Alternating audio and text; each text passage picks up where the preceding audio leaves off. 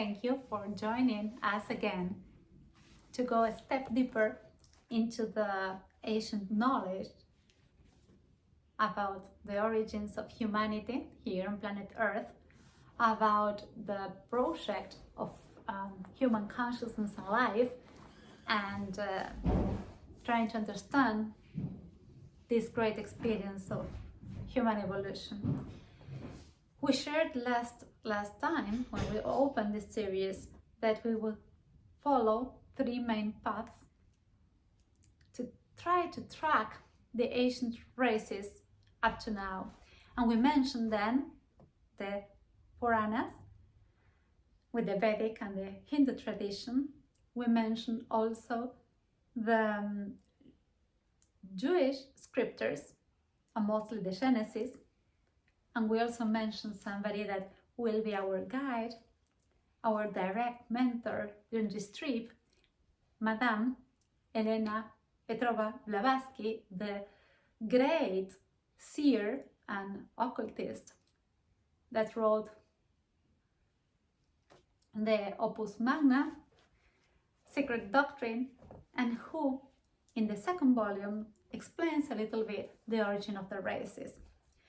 And she says that the Puranas focus on the creation of cosmos.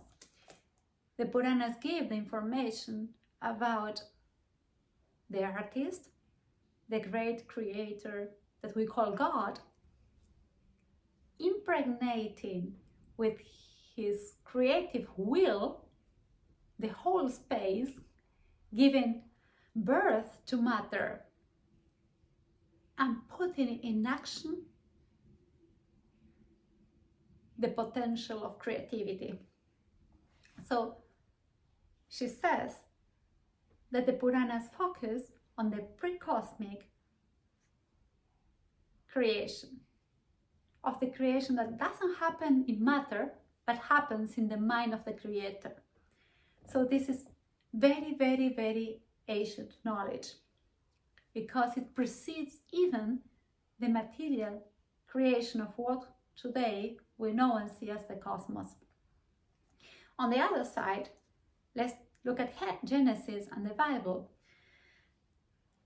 The Genesis not only speaks of the material creation, it speaks of how God created the different forms of life, but only focuses in terms of humanity in the beginning of the fifth race, which this couple that we know very well, called Eve and Adam, these are the predecessors of our fifth race. But the Bible doesn't tell us anything about the experiences of previous races. So what Elena ends by telling us is that if we want to trace through myth, religions, and sacred scriptures, and we look into these two very ancient cultures, the Puranas speak about creation in the mind of God before the material creation.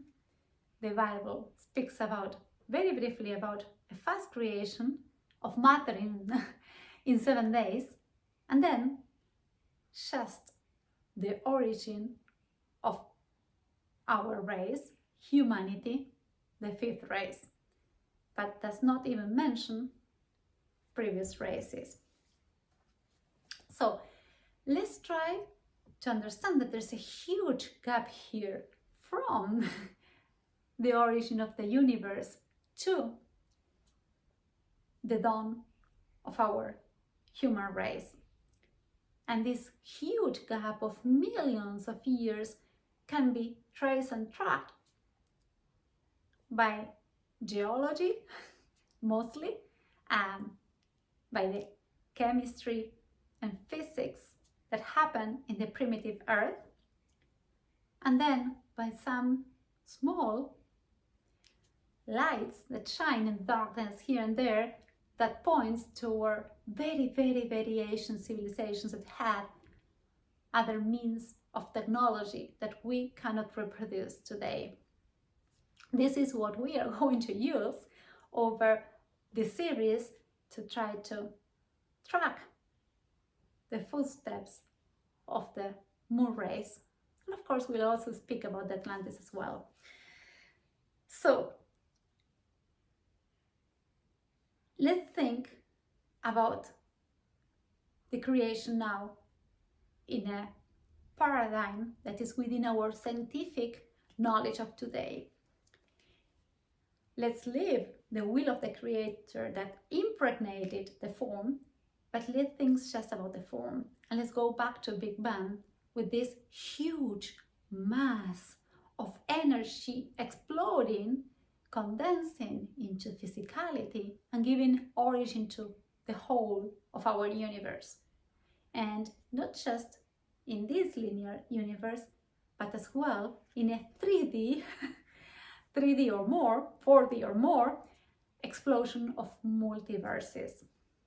And now let's focus just on this material universe, and let's see how there mediates infinity of constellations, of suns, huge stars, solar systems, impregnating the whole space. Okay? And in one of these huge constellations that we know as Via Láctea, in one of the, which is a spiral constellation, one of the arms of this, of one of the spirals, one of the arms of the spiral, in one solar system created by a nuclear sun orbited by planets, there's one of the planet Earth, that starts to prepare itself as a form of consciousness to receive conscious life. And this is a huge path of preparation, of tests, some accomplishments that go with each initiation in hundreds of thousands of years of putting together all the chemical equations to make life possible. And the original times was mostly the time where the Earth was preparing herself through the combination of atoms, from the very basic atoms through reactions of fire and heat in the profundity of the Earth happens this appearance of more complex atoms through atomic bondage that gives more complexity and possibility to the elements that the Earth count for creation in the material space. And from there, starting with the first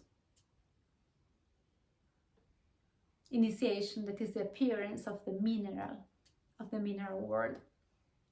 And with the mineral world, huge masters coming from other dimensions descend on Earth to accompany her, to guide her, to mentor her through the different initiations that she will have to go through till she is able to receive any kind of conscious life.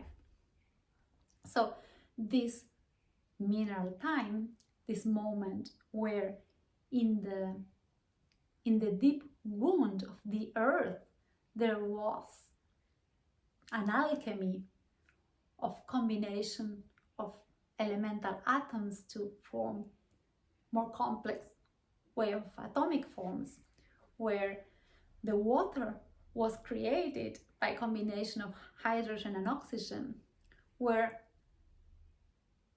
the earth was a huge and immense ocean, and whereby the deposition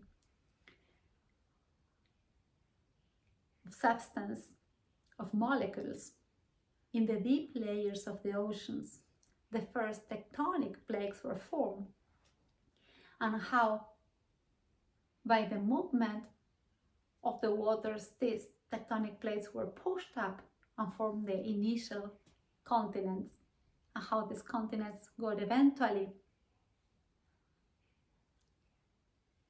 sink and re-emerge.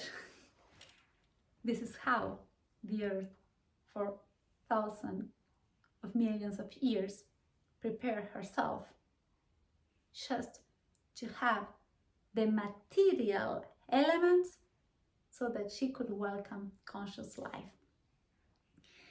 And this is a great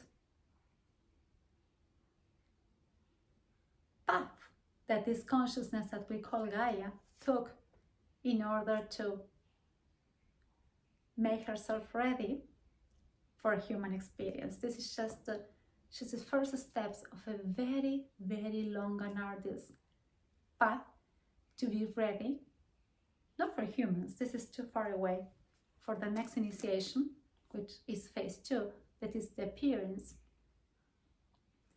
of the first form of lives. From these atoms that became more complex through atomic bondages and electron interactions,